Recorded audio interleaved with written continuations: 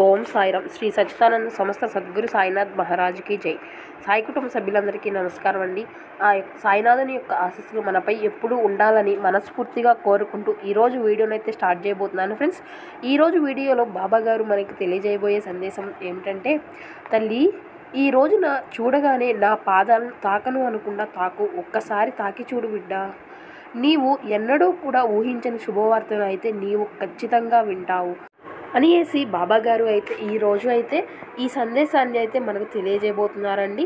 ఇక ఆ సందేశం స్టార్ట్ చేసే ముందు ఒక చిన్న రిక్వెస్ట్ ఫ్రెండ్స్, నా వీడియోని అయితే ఎక్కడా స్కిప్ చేయకుండా చూడండి. నా వీడియో కనుక మీకు నచ్చినట్లయితే ఒక చిన్న లైక్ చేయడం మాత్రం మర్చిపోకండి ఫ్రెండ్స్. ఇక వీడియోని అయితే స్టార్ట్ చేద్దాం. తల్లి, నీవు ఎంతో అదృష్టవంతురాలివి. ఇలా అన్నందుకు నీ మనసులో నేను అదృష్టవంతురాలని అని ఏంటి బాబా, నా పరిస్థితి చూసి కూడా నన్ను హేళన చేస్తున్నావా అని నీవు అనుకుంటున్నావు కదా. నేను అదృష్టవంతురాలని అయితే నాకు ఎందుకు ఇన్ని కర్మలు చుట్టుకుంటాయి అని నీవు బాధపడుతున్నావు కదా. ఎందుకని అలా అన్నానో తెలుసా తల్లి?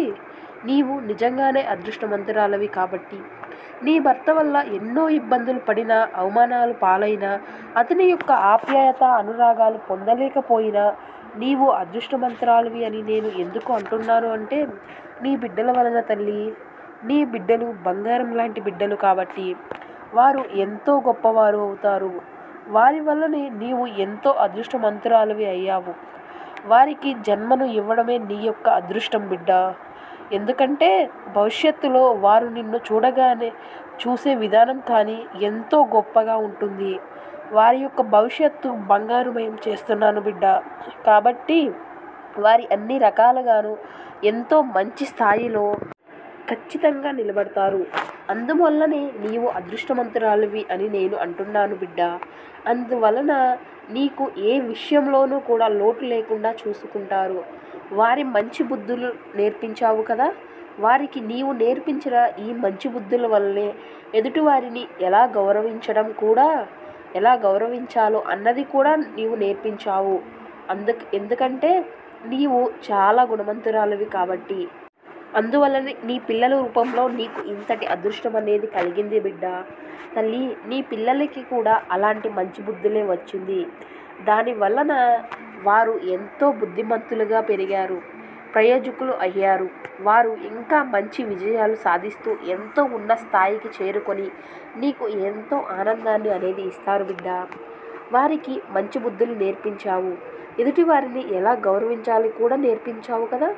వారికి తెలుసు నీవు వారి కోసం ఎంత కష్టపడ్డావో అని.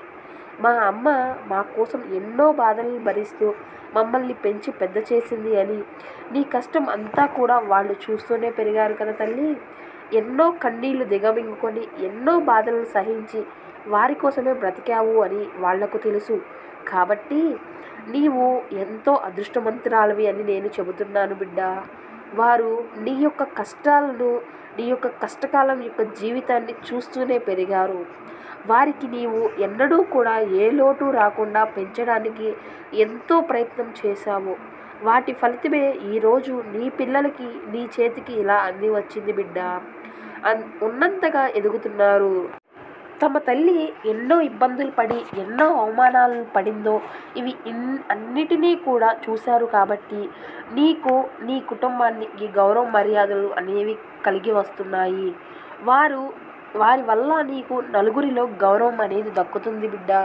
నీ బిడ్డ లాంటి బిడ్డలు ఉండాలని అందరూ కూడా కోరుకుంటారు. నిజమే కదా. మా పిల్లలు ఎంతో బుద్ధిమంతులుగా ఉన్నారని నీవే పొంగిపోతున్నావు కదూ.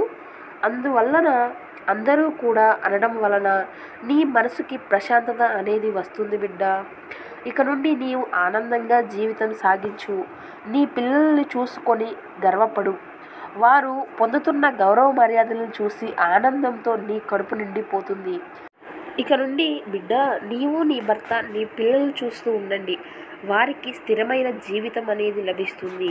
మీరు ఇక వారి కుటుంబాలను చూస్తూ సంతోషంగా జీవించండి తల్లి. నీకు ఇక సంతోషకరమైన వార్త ఈ రోజున నీకు ఎంతో సంతోషంగా మారింది అని నేను మనస్ఫూర్తిగా నమ్ముతున్నాను. ఎందుకంటే ఈ రోజు నుండి నీకు అన్ని శుభాలే జరగబోతున్నాయి బిడ్డ. నీ ఎదురుచూపులు అన్నీ కూడా ఫలించి నీకు కోరుకున్నవి అన్నీ కూడా నీ కళ్ళ ముందు నిలబడతాయి. అవి అన్నీ కూడా నీకు సొంతమే అవుతాయి తల్లి. ఎప్పటి నుండో నీవు కోరుకున్నవి అన్నీ కూడా లభించడం వలన నీకు ఈరోజు ప్రత్యేకంగా నిలిచిపోయింది కదా. నీ జీవితంలో ఎన్నో అగాధాలు, ఎన్నో అవమానాలు, ఇంకెన్నెన్నో కష్టాలు పడిన నీకు ఈ రోజు నుండి శుభకరమైన సంఘటనలే జరుగుతాయి బిడ్డ. నీకు ఉన్న చెడు రోజులు అన్నీ కూడా పోయాయి. నీవు ఇక సంతోషంగా జీవితానికి అవసరమైనవి అన్నీ కూడా అన్నీ నేను అందవలసిన సమయానికి నీకు అందేలా నేనే చూసుకుంటాను. నీవు పడిన ఇబ్బందులు అన్నీ కూడా ఇక చాలు. ఇకపై నీవు ఏది ముట్టుకున్నా సరే అది బంగారమయమవుతుంది. నీవు ఏ పని తలపెట్టినా అందులో లాభాలే వస్తాయి బిడ్డ. నీ చుట్టూ శుభకరమైన రక్షణ కవచం ఏర్పాటు చేశాను. నీ చేతికి అదృష్టమనే ఆభరణం వేశాను బిడ్డ. కనుక నీవు చేపట్టిన ఏ పని అయినా సరే మంచి విజయాలు సాధించి నిన్ను నీ కుటుంబాన్ని సంతోషంగా జీవించేలా చేస్తుంది. ధనం వచ్చిందని గర్వించవద్దు. అందులో అందరితో కలిసిమెలిసి జీవిస్తూ సంతోషంగా ఉండు బిడ్డ. నీకు నా ఆశీస్సులు ఎప్పుడూ ఉంటాయి. ఎన్నో సంవత్సరాల నుండి నీవు ఒక కోరిక ఉంది కదా, కానీ అది మాత్రం ఇప్పటి వరకు నెరవేరలేదని బాధపడుతూ ఉన్నావు. నీవు నీ లక్ష్యం నెరవేర్చుకోవడానికి ఎన్నో రకాలుగా ప్రయత్నాలు చేస్తున్నావు. ఎవరు ఏ పరిహారం పాటించమన్నా అది పాటిస్తూ అయినప్పటికీ నీకు ఏ ప్రయోజనం కనిపించడం లేదు కదా. అందువలన నీవు మానసిక వేదన చెందుతూ ఉన్నావు కదా. ప్రతి మనిషికి అవసరమైనవి సొంత ఇంటి కల ఉంటుంది. స్వగృహం కట్టుకొని అందులో ప్రశాంతంగా జీవించాలి, అప్పుల బాధలు అన్నీ తొలగిపోవాలి అని నీ కోరిక.